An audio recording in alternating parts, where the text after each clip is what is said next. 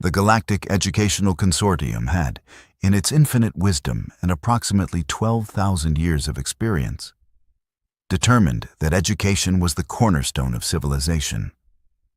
They'd built academies on 1,700 worlds, established curriculum standards that would make any bureaucrat weep with joy, and created a system so refined that species from opposite ends of the galaxy could sit in the same classroom and learn about quantum mechanics without anyone getting confused. Or, more importantly, Eton. Zenith Academy orbited a pleasant Class G star in the Andromeda sector, a massive structure of crystalline spires and anti-grav platforms that housed approximately 40,000 students from 217 different species. It was, by all accounts, the Harvard of space, the Yale of the cosmos, the Oxford of, well, you get the idea. Getting accepted here meant something. It meant your species had achieved a certain level of sophistication. It meant you'd mastered faster-than-light travel, established diplomatic relations, and most crucially, learned to use a toilet that worked for 17 different biological configurations. The Academy prided itself on diversity. Walk down any corridor and you'd see the Velcorians, with their 6 arms taking notes simultaneously. The phosphene who communicated through bioluminescent displays rippling across their transparent skin. And the Krath who looked like ambulatory crystals and had to be careful not to refract light into anyone's eyes during lectures. It was a beautiful thing, really. Proof that intelligence and civilization could emerge from any genetic template the universe threw at a primordial soup, which made the arrival of Earth's first exchange student all the more interesting. The human had arrived on a Tuesday, which seemed cosmically appropriate, given that Tuesdays were when most catastrophically bad decisions were made throughout history. She stood at average height for her species, bipedal, binocular vision, the standard mammalian configuration that half the galaxy seemed to have independently evolved because apparently the universe had a template and wasn't afraid to use it. Brown hair pulled back in what their species called a ponytail, wearing the standard Academy uniform that had been specially fabricated to accommodate her uniquely fragile biology, and carrying a bag that looked like it had been through some kind of localized war. The administration had made a big deal about it, naturally.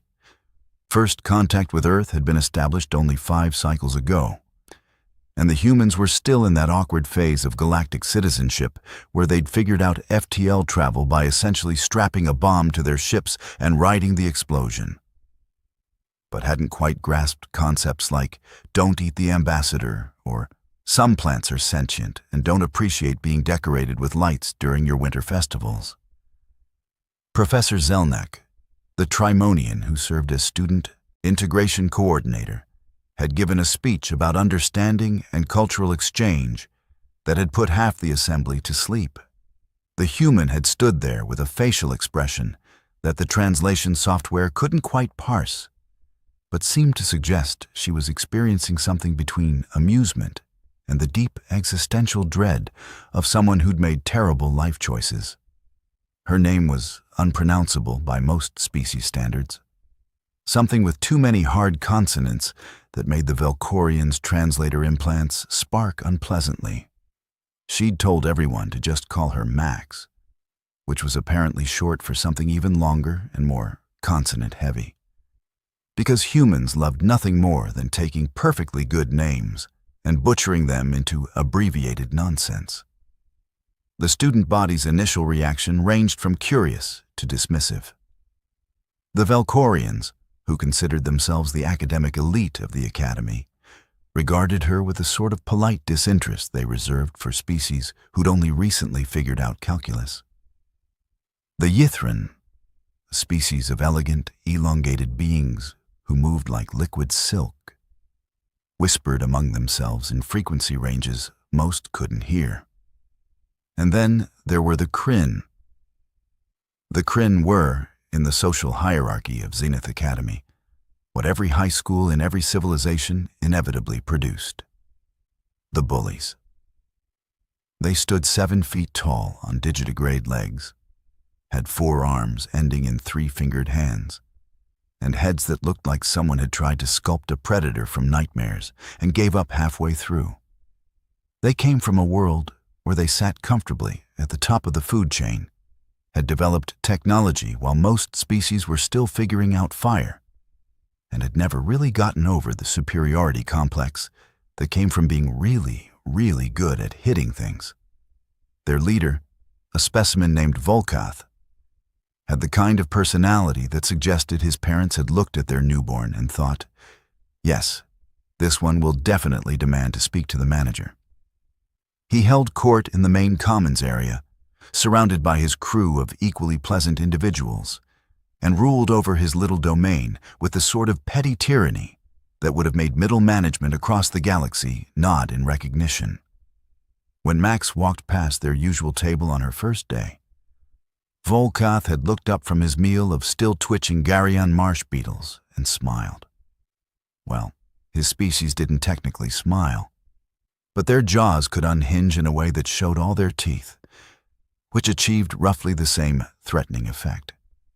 "Look," he'd announced to his table, making sure his voice carried across the cafeteria. "They let the primitives in now. What's next? Accepting applications from species who still think the stars are holes in the sky?" His crew had laughed, that braying sound the Kryn made when they found something amusing. Max had glanced over, made eye contact for exactly 1 second, and then continued to the food dispensers as if nothing had happened. This, as anyone who'd ever dealt with bullies could attest, was absolutely the wrong response. Ignoring them wasn't a solution, it was an invitation. The harassment started small, as these things always did. Accidentally bumping into her in corridors, making loud comments about primitive species when she entered a room, switching her gravity settings in the adaptive furniture so she'd sit down and suddenly weigh 3 times as much. Standard bully playbook, really, refined over millions of years of evolution across hundreds of worlds, because apparently being a jerk was a universal constant. Max took it all with a kind of patience that the other students found baffling. She'd get bumped, steady herself, and keep walking. She'd hear the comments, pause for the briefest moment like she was considering something, and then continue on. She'd sit in a chair suddenly calibrated for Kryn gravity, grunt slightly as her weight tripled, and just sit there eating her lunch like nothing was wrong. This, predictably, only made Volkath escalate. Bullies were like scientists in that regard. If the experiment didn't produce results, they simply increased the variables until something broke. By the end of the first week, the other students had started to notice patterns. The human didn't socialize much, kept to herself, studied in corners of the library where the gravity was set to galactic standard. She excelled in theoretical courses, particularly anything involving physics or spatial mathematics, which surprised exactly no one because even primitive species could occasionally grasp basic concepts. What was odd was her complete lack of reaction to provocation. The Velcorians, who observed everything with the detached interest of a species that considered gossip beneath them, but absolutely engaged in it anyway, noted that the humans seemed to assess every situation before responding. The Yithrin, who were empathic enough to sense emotional states, reported that her emotional signature was weird, constantly alert in a way that suggested either paranoia or predatory awareness, and they couldn't quite tell which. Dr. Zelnak, monitoring the situation as per her responsibilities, had filed 3 separate reports expressing concern. The Academy's response had been the institutional equivalent of a shrug. The human wasn't complaining. The Kryn weren't technically breaking any rules. Let it play out, they said, as if social dynamics were a spectator sport. The turning point came during xenobiology class.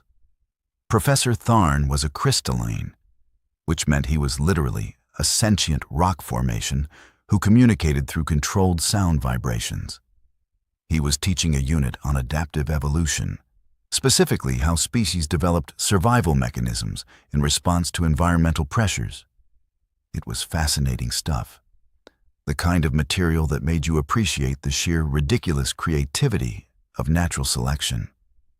Consider, Tharn vibrated, his crystalline structure refracting light into a display showing various worlds.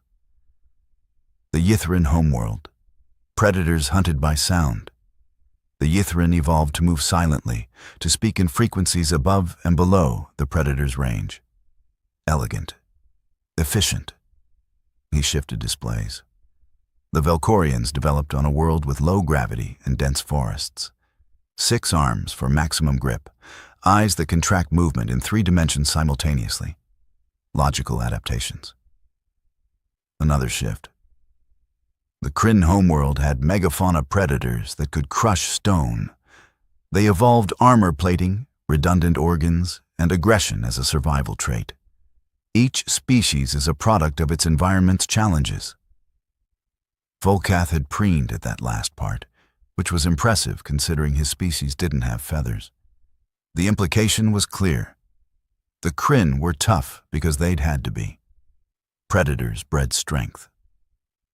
Now, Tharn continued, and here's where things got interesting. Let's examine Earth, our newest member species homeworld. Class M planet seems pleasant enough. Standard gravity, adequate atmosphere, reasonable temperature range. On the surface, not particularly challenging. He pulled up a display of Earth, a blue-green marble that looked downright peaceful. However, Tharn's vibrations took on an almost ominous quality. Upon closer examination, Earth presents a unique case study in hostile environmental conditions masquerading as habitability. The class leaned in. Even Volkath looked interested, probably hoping for ammunition to mock the human with. Earth rotates at approximately 460 meters per second at the equator. This creates weather systems of extraordinary violence. Hurricanes, tornadoes, storms that can level entire settlements. A few students glanced at Max, who was taking notes with the kind of focus that suggested this was review material. The planet experiences regular seismic activity. The crust is broken into plates that constantly shift, causing earthquakes and volcanic eruptions. Entire civilizations have been destroyed by these events. More glances. Max kept writing. The gravity is 9.8 meters per second squared, which is on the higher end of habitable range. The atmospheric pressure at sea level is 101 kilopascals. Combined, these create an environment that would be considered extreme by most species standards. Tharn was just getting started, and you could feel the energy in the room shifting. But the truly remarkable aspect is the ecosystem. Earth has more biodiversity than any other known Class M planet. This includes approximately 375,000 species of plants, many of which are toxic.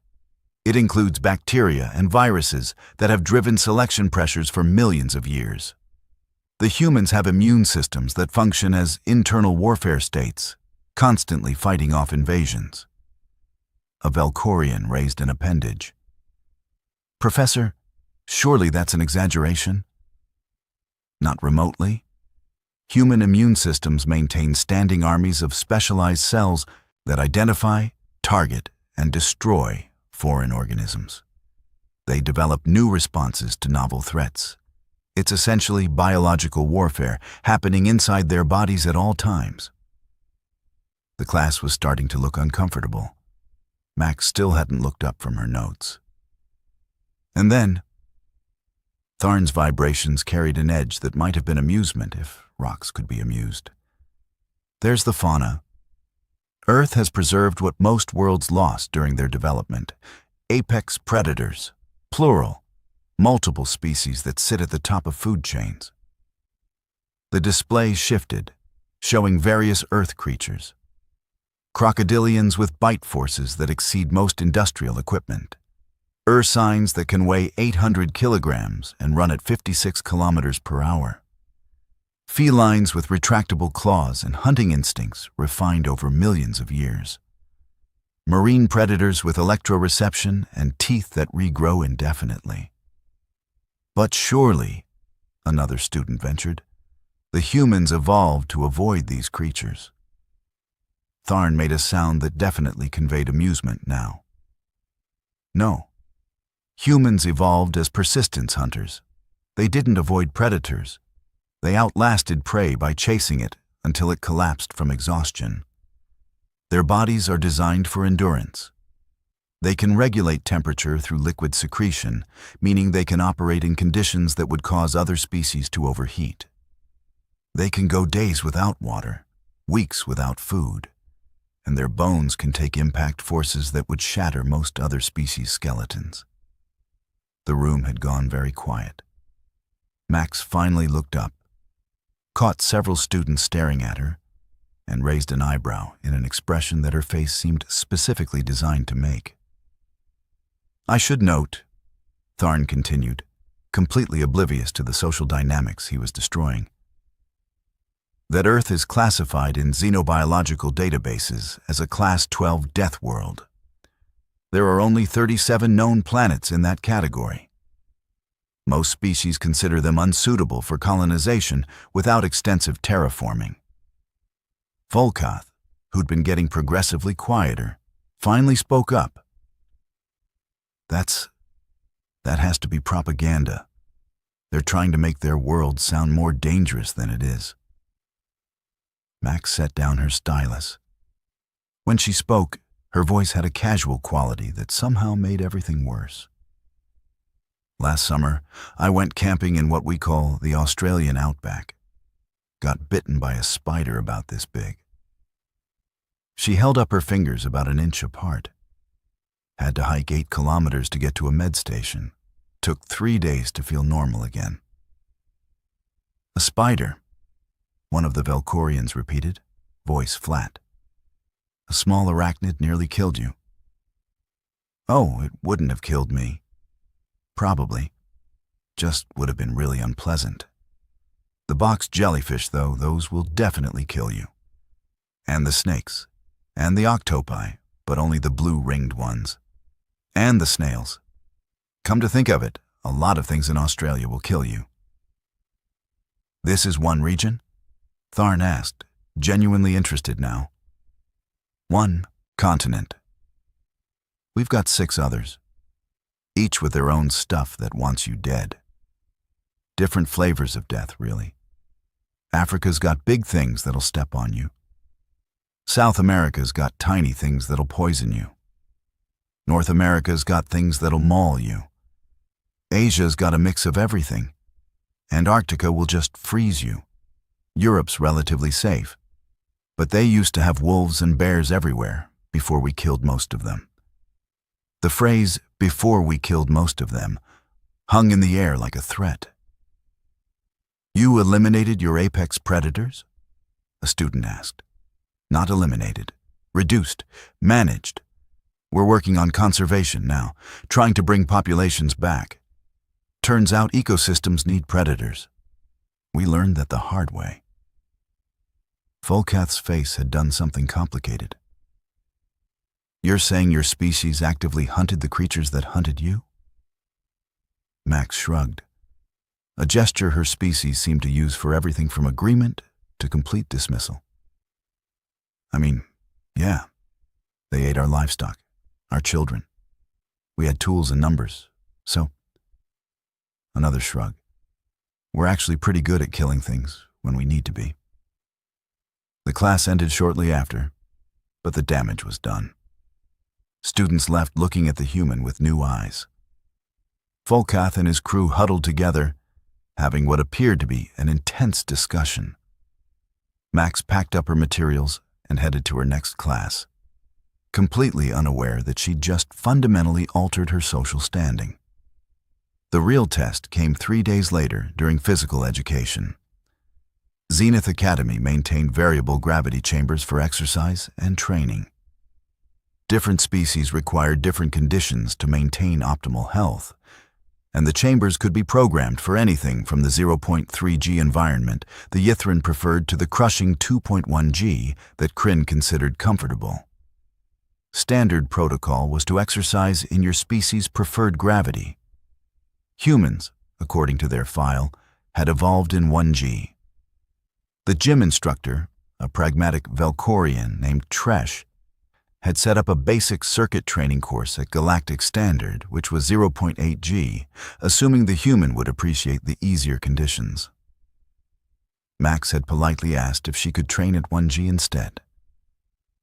Earth Standard, she'd said, was what her body was used to. Tresh had agreed, slightly bemused. Most species jumped at the chance to exercise in lower gravity. This is where Volkath made his biggest mistake. He'd been using the chamber next to the humans, set to a comfortable 2.1 G for his Kryn physiology. Through the transparent wall, he watched her go through exercises that looked deceptively simple. Running, jumping, lifting weights that seemed modest by most standards. She was sweating, that weird liquid excretion thing she'd mentioned, and her face had turned red in a way that suggested cardiovascular exertion. She looked weak, struggling, exactly what he'd expected from a species that had barely figured out FTL travel. An idea formed, a terrible, wonderful, awful idea. "Hey," called through the comm system. "Human, Max." She paused mid-exercise, breathing hard. "Yeah? You're training at 1G, right? Earth Standard?" "That's right. Seems easy. I train at 2.1 G, builds real strength." He made sure his crew, who'd gathered to watch, could hear him clearly. "But I'm curious. Could a human even function in Kryn gravity? Or would you just collapse?" It was a challenge. An obvious, stupid challenge that anyone with sense would decline. Max looked at him through the transparent wall, chest still heaving from exertion. And something crossed her face that might have been calculation or might have been amusement. With humans, it was hard to tell. "You want me to try exercising in 2.1 G?" she asked. "If you can. No shame in admitting your species is too weak." Hook, line, and sinker. Max nodded slowly. "Sure, why not?" Tresh tried to intervene. "That's not advisable. Your skeletal structure isn't designed for—" "I'll be careful," Max said. Which should have been everyone's first warning that something was about to go very wrong. She reset her chamber to 2.1 G. The moment it kicked in, the effect should have been immediate and devastating. She weighed, essentially, twice what she normally did. Every movement should have required enormous effort. Her bones should have creaked under the stress. She should have collapsed. Instead, Max grunted slightly, adjusted her stance, and started her exercises again. It wasn't graceful. She moved like someone walking through water, every action requiring visible effort and concentration. But she moved. She ran, slower than before, but still ran. She jumped, barely clearing a few inches, but still jumped. She lifted weights that at 2.1 G should have been impossible for her physiology, and she lifted them. Volkath's jaw had gone slack. His crew had stopped jeering and started doing calculations on their data pads, trying to figure out if what they were seeing was actually possible. "How?" Tresh whispered. "Is she not injured?" One of the Velkorian students who'd been paying attention in xenobiology pulled up their notes.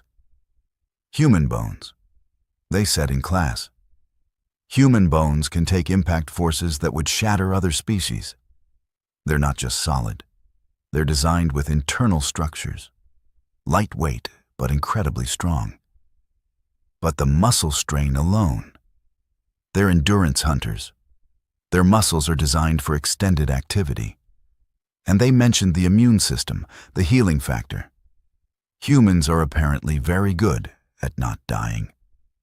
Max finished her set, reset the gravity to 1G, and stood there catching her breath. Through the wall, she looked at Volkath and gave him a thumbs up, a gesture that her species apparently used to indicate success or, in context, a very polite "screw you." "Your turn," she said. "Want to try 1G, since Kryn gravity is so much harder?" It was petty. It was unnecessary. It was absolutely perfect. Volkath, pride wounded and dignity in tatters, reset his chamber to 1G. The Kryn had evolved in heavy gravity, and their bodies were designed for it. In lower gravity, they became faster, stronger, more dangerous. This should have been a cakewalk. He lasted 4 minutes before overextending, moving too fast for his momentum calculations and slamming face first into a piece of equipment. The chamber's safety systems kicked in, returning him to his preferred gravity while medical alerts started blaring. Max had watched the entire thing with an expression of polite concern. "Is he okay?" she asked Tresh. "Bruised ego mostly, possibly a fractured jaw plate. He'll heal." Tresh looked at her with new respect. That was impressive, inadvisable, possibly reckless, but impressive. "Thanks. I should probably mention 2.1G isn't actually that bad. We've got training facilities on Earth that go higher for military conditioning. I've trained at 2.5G before." She said this casually, like she was discussing the weather. "Couldn't do it for long periods, but it's doable." Tresh made a note on her datapad. A long note, possibly a novel. The news spread through the Academy like wildfire, which was a universal constant even in species that didn't use fire. The human, the supposedly weak primitive from a backwater world, had not only survived Kryn-level gravity, but had functioned in it. And she'd done it while making Volkath look like an idiot, which was the cherry on top of the cosmic irony sundae. Students started researching Earth with new intensity. What they found didn't help the growing sense of unease. Earth had a moon, a relatively large one, that created tidal forces which had driven evolution in complex ways. It had a magnetosphere that protected against cosmic radiation, but still allowed enough through to increase mutation rates. It had an axis tilt that created seasons, forcing species to adapt to temperature variations. It had oceans with pressure at depth that would crush most spacecraft, and things lived down there. The more they dug, the worse it got. Humans had evolved not just to survive their world, but to dominate it. They'd spread across every continent, adapted to every climate, and had done it all before they'd even discovered agriculture. They'd survived ice ages, volcanic winters, plague pandemics that killed significant portions of their population, and had kept going. And the Academy had let one into their school, had let her walk around with other species, had basically given the bullies a target without mentioning that the target might actually be a predator in disguise. The final incident happened in the cafeteria 2 weeks later. Volkath, recovered and desperate to salvage his reputation, decided on one last attempt at dominance. He cornered Max near the food dispensers, flanked by his 2 largest crew members. The cafeteria went quiet, that universal hush when violence was about to happen. "You embarrassed me," he growled, all 4 arms flexing in threat display. Max looked up at him, holding a tray of food that looked like it would poison most species. "That wasn't my intention." "Don't care about intentions. Care about respect. You're going to apologize, in front of everyone." "Or what?" It was a simple question, delivered without aggression or fear, just curiosity. Volkath took it as defiance. He reached out with one of his 4 arms to grab her shoulder, probably planning to intimidate her with his strength.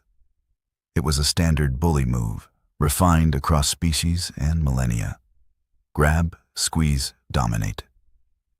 His hand never made contact. Max moved. Not fast by human standards, probably, but fast enough. She shifted her weight, angled her body, and Volkath's arm met empty air.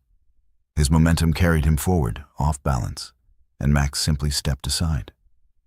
The movement was so economical, so precisely calculated, that it looked effortless. Volkath stumbled, caught himself, and spun around with rage burning in his eyes. "You!" He tried to grab her again. Max's hand came up, caught his wrist, and twisted. Not with strength, with leverage. With technique that spoke of training that had nothing to do with academic pursuits. Volkath's arm bent in a direction arms weren't supposed to bend, and he made a sound that his species reserved for significant pain. "Stop," Max said, voice still calm. "This is stupid. I don't want to hurt you." "You can't." Volkath tried to free his arm, realized he couldn't, and did the worst possible thing. He swung with another arm, a clumsy blow driven by panic and pride. Max let go of his wrist, ducked under the swing, and hit him. Once. A short, sharp strike to his center mass with the palm of her hand. The sound echoed through the cafeteria. Volkath's eyes went wide. He staggered back, all four arms clutching his thorax, trying to breathe. His armor plating, which could supposedly withstand strikes from megafauna, had just met human anatomy. "Human hands," someone whispered, pulling up biology data. "Have 27 bones. They can form fists, strike with the equivalent of 400 newtons of force. That's not possible for their size." Max stood there, tray still in her other hand, looking faintly embarrassed. "I'm sorry. I trained in martial arts as a kid. Krav Maga. It's mostly defensive, but..." She shrugged, that universal human gesture. Instinct kicked in. Volkath was being helped up by his crew, still struggling to breathe. He looked at Max like she'd just revealed herself to be something from his species' ancestral nightmares. Security arrived. Too late as always. They assessed the situation, interviewed witnesses, and reached the conclusion that was obvious to everyone. Volkath had initiated. Max had defended. Case closed. What wasn't closed was the new social dynamic. Students gave Max a wide berth after that. Not hostile, but wary. The kind of space you gave something you'd previously thought was harmless, but had just revealed very capable teeth. The Velkorians started treating her with the respect they showed professors. The Yithrin included her in their study groups, but were careful not to touch her. Even species that hadn't witnessed the cafeteria incident heard about it and adjusted accordingly. Max seemed confused by the change. She'd just defended herself, something that seemed perfectly reasonable to her. The idea that other species would find it terrifying hadn't occurred to her because, from a human perspective, she'd shown remarkable restraint. She could have broken his arm. She could have struck his head. She could have done significantly more damage, and she hadn't. That restraint, that calculated choice to use minimum necessary force, was somehow more frightening than if she'd lost control. Dr. Zelnak called Max in for a meeting 3 days later. The office was comfortable, designed to accommodate multiple species, with furniture that adjusted and lighting that could shift spectrums. "Please sit," Zelnak said, gesturing to a chair. Max sat, looking like a student called to the principal's office, which was essentially what this was. "I want to discuss the incident with Volkath. I didn't mean to hurt him. He grabbed me," I reacted. "I know. The recording was clear. You're not in trouble." Zelnak paused, considering her words. "I'm curious, though. Your file mentions martial arts training. Could you elaborate?" Max shrugged. "I started when I was 8. My parents thought it would be good for discipline and self-defense. Krav Maga, Some Muay Thai, a bit of Brazilian Jiu-Jitsu. Trained through high school. You trained to fight for 10 years. I trained to not need to fight. That's the whole point. You learn what your body can do so you don't have to use it. She paused. Is that not normal here? No. Most civilized species eliminated physical combat millennia ago. Disagreements are settled through debate, mediation, legal systems. The concept of training specifically to harm others is considered barbaric. Max's face did something complicated. We do all that too. The training is for when talking doesn't work, or when someone's trying to hurt you and you need to stop them without killing them. It's not about offense, it's about options. But you could have killed Volkath. It wasn't a question.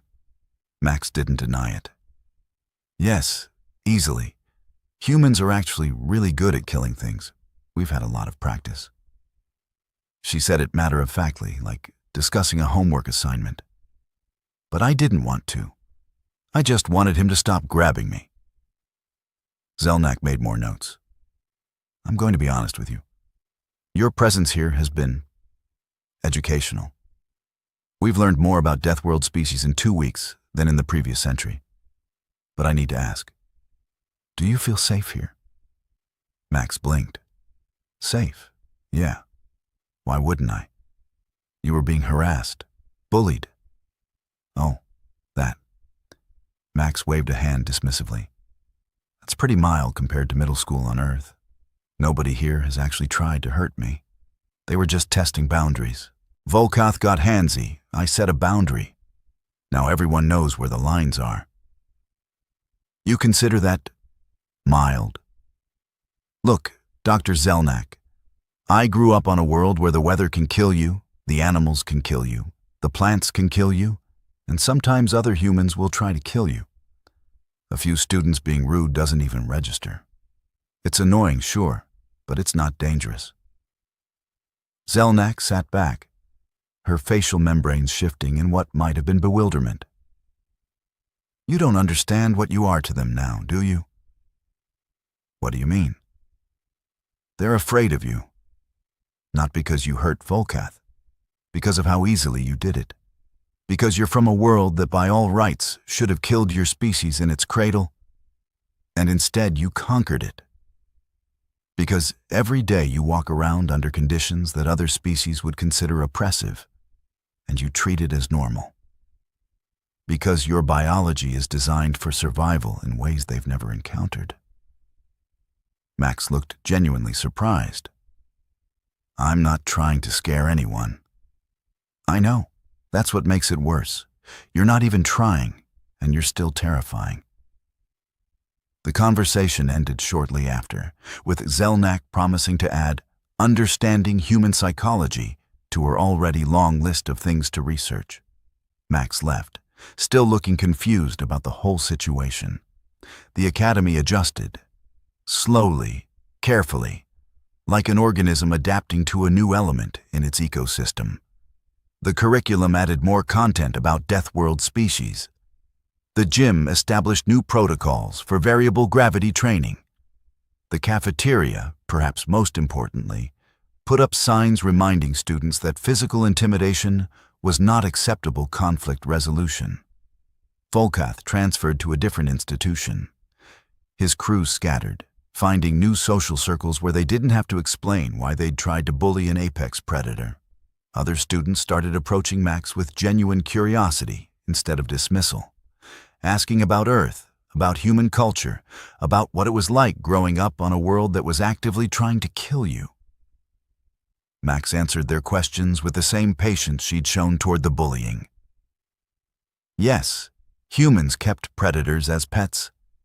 Yes, they engaged in recreational activities that could result in injury or death. Yes, they consumed toxins for entertainment and called it drinking. Yes, they had entire sports dedicated to controlled combat. No, it wasn't considered weird. It was just life. The Velkorians started including human case studies in their anthropology research. The Yithrin composed symphonies inspired by human endurance. Even the Kryn, what remained of them at the Academy, developed a grudging respect for the species that had handed them their first real defeat. 3 months after her arrival, Max sat in the library working on an assignment about comparative evolutionary pressures. A Velkorian named Tesh approached, hesitant but determined. "May I ask you something?" Tesh said. Max looked up. "Sure. Do you ever regret coming here? To the Academy? After everything that happened?" Max considered the question, her face doing that thing where humans processed complex thoughts. "No," she said finally. "I mean, it was rough at first. The bullying, the gravity adjustment, figuring out which foods wouldn't give me indigestion. But I'm learning things I never could on Earth. I'm meeting people from hundreds of worlds. I'm seeing the universe from perspectives my species never imagined." She smiled, a gesture that showed her teeth in a way that still made Tesh slightly uncomfortable. "Plus, I kind of like being the scary one for once. Back home, I was just average." "Average," Tesh repeated. "You're average for your species." "Pretty much. I'm not particularly strong or fast by human standards. I'm decent at martial arts, but not competitive level. I'm smart enough to get into this academy, but there are billions of humans smarter. I'm just normal." Tesh made a note on her data pad. "If you're normal, what are your exceptional members like?" Max's smile widened. "You probably don't want to know." But Tesh did want to know. They all did. Because the revelation that humans were not just survivors, but thriving survivors, not just strong, but casually strong, not just dangerous, but carefully controlled dangerous, had fundamentally altered galactic perspective. The Galactic Educational Consortium updated its classification systems. Deathworld species were no longer considered primitive or underdeveloped. They were recognized as having evolved under pressures that most of the galaxy couldn't fathom, developing capabilities that seemed impossible by civilized standards. Zenith Academy became the first institution to actively recruit from Deathworlds. Applications arrived from planets where the gravity crushed and the storms raged and the predators hunted. From species that had clawed their way to sentience against odds that should have been insurmountable. The Academy adapted, built new facilities, hired new professors, and slowly, carefully, learned to accommodate beings who considered hostile environment to be a baseline condition. Max graduated 4 years later, with honors in quantum mechanics and xenobiology. She gave a speech at commencement that was memorable mostly for its brevity and the part where she suggested that maybe, just maybe, the galaxy had been thinking about survival all wrong. That civilization wasn't about transcending your nature, but understanding it. That strength wasn't just physical but mental, wasn't just individual but collective. She returned to Earth afterward, planning to join the human diplomatic corps. The galaxy needed people who could bridge the gap between species who'd evolved in comfort and those who'd been forged in fire. She was, by her own assessment, uniquely qualified. Volkath, now working at a different institution, heard about her graduation through mutual contacts. He sent a message, brief and carefully worded. "Congratulations. I learned more from you than any professor. Thank you for not killing me." Max replied, "Thanks. Sorry about the ribs. Glad you're doing well." It was, by any standard, the most polite exchange between a bully and his victim in galactic history. It was also a reminder that humans, despite everything, despite being from a world that should have made them into monsters, had somehow developed empathy, restraint, and the capacity for forgiveness, which was, perhaps, the most terrifying thing about them The galaxy had spent millennia believing that civilization required comfortable conditions, that intelligence emerged from ease, that peace came from plenty. Then humans had arrived, carrying the scars of a world that had tried to kill them for millions of years, and proved something the galaxy had forgotten: that the strongest steel was forged in the hottest fire, and that sometimes the scariest creatures were the ones who chose not to be scary. Zenith Academy kept a plaque in the main commons area, installed after Max graduated. It read, "Strength is not the absence of fear, but the choice not to cause it. Remember that the scariest student in Academy history never actually hurt anyone who didn't grab her first." Students would walk past it daily, this memorial to a human who'd accidentally revolutionized galactic education by simply existing. Some would pause, read it, consider the implications. Others would hurry past, still slightly uncomfortable with the reminder that they shared the universe with species who considered their own world to be merely challenging rather than impossible. And somewhere on Earth, Max would occasionally think about her time at the Academy and smile, remembering the looks on their faces when they'd realized that humans weren't weak. They were just very, very good at pretending to be, right up until the moment they decided to stop pretending. The galaxy had learned a valuable lesson: never, ever assume that quiet means harmless. Sometimes quiet just means conserving energy. And sometimes the girl from the Deathworld is only scary because everyone else finally figured out what she'd been all along: a survivor from a planet of survivors, polite and patient,